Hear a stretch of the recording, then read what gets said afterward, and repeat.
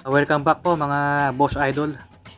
For today's video ay mag-upgrade ako ng throttle body for MIUI 125 or M3. At ang napili kong size ay 28mm lang. Ang tatak nga pala ay GT Power. Nasa ano na siya, 900 plus sa Shopee. Parang kamukha lang din ng Canada. Yan, mukhang okay na may quality niya. At 28mm lang napili ko para sa aking 59 all stock, para di ako mahirapan magtoner sa injector, lalo na stock ECU, no remap. Pag mga 32 pataas medyo pahirapan sa pagtoner niyan. At ang gagamitin ko ng injector ay pang Aerox na stock. Yes po, first time magkakabit ng throttle body, kaya good luck na lang, sana di ako mahirapan magtoner. At di ko gagawin yung parang butterfly nito, baka maloko yung yung tono niya. Check ko lang kung ano yung nasa gitna, gusto ko lang makita yung loob. At kulang nga pala sa higpit yung mga tornilyo from factory, kaya i-double check nyo na pag bumili kayo ng ganyan aftermarket na throttle body.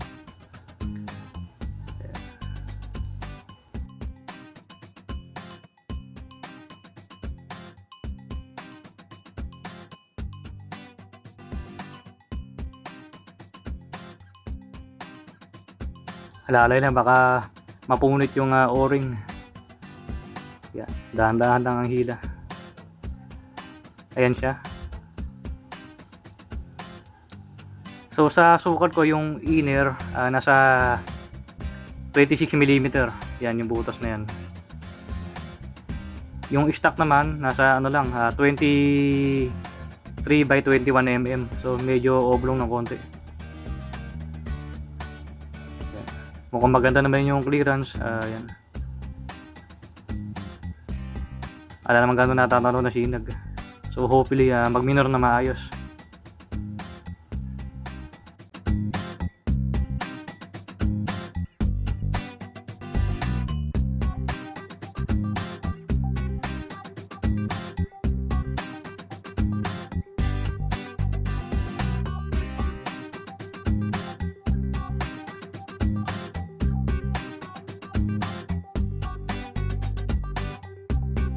At ayan mga idol, isasalpak mo lang yung injector saka yung TPS.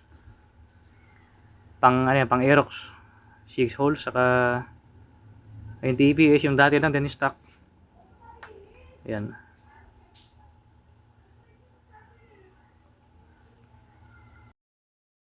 At ito, comparison lang yung size ng stock saka aftermarket. Ayan, yung bago ay bidog na bidog ang butas, nasa 26mm. Yung stock naman medyo oblong ng konti, 21 by 23mm. Yan. Sa outer naman ng throttle body, yung stock nasa 38mm lang. Tapos itong aftermarket 42mm yung outer niya, yung lagay ng hose.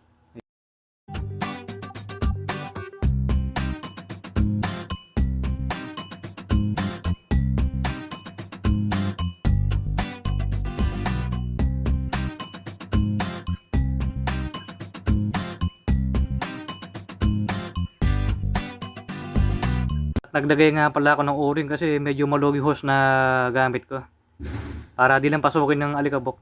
Ngayon saktong sakto na. At ayan, nakasalpak na yung throttle body. So test fire na lang. At ang ginamit ko na TPS voltage ay 0.72. So try natin.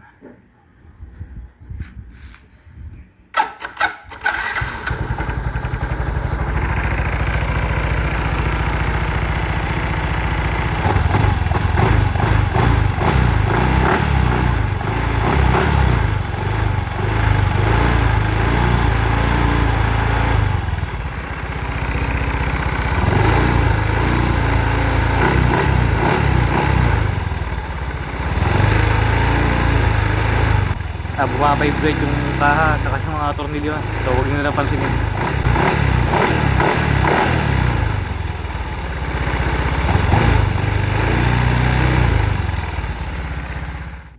At meron ako napansin pag naka full throttle, nakukulangan ako sa voltahe. So at least mga 4 volts. Pero bahagya na may kulang, kaya ang gagawin ko na lang, tatabasan ko ng konti yung stopper gamit ang porting tool.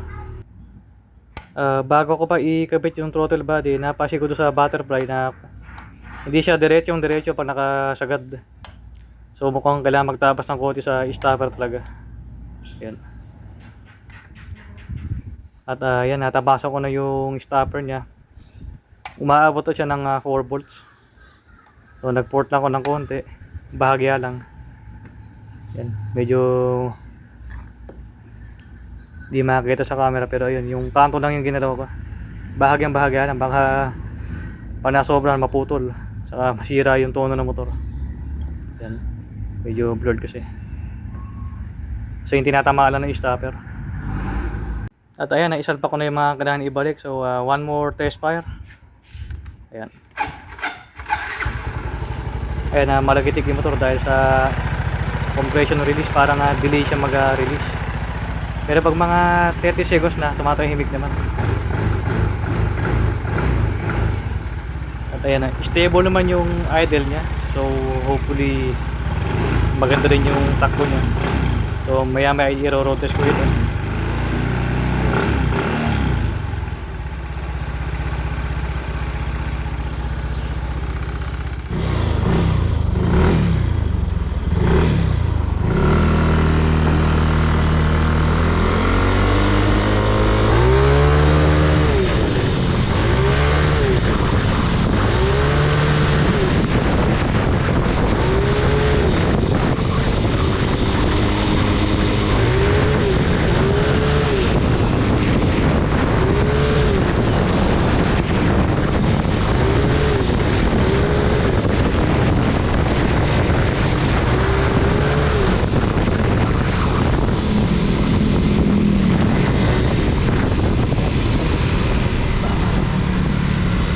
Ito yung kulay ng spark plug after road test. Ayan, kulay pa, so kalawang na kalawang.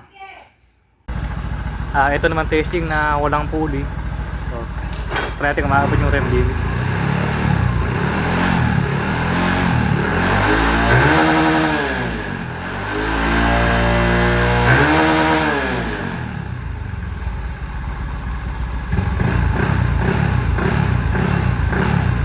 Yun lang, sana magtagal yung throttle body kahit na budget meal. At hanggang dito na lang po. Maraming salamat sa mga nanood. See you next time.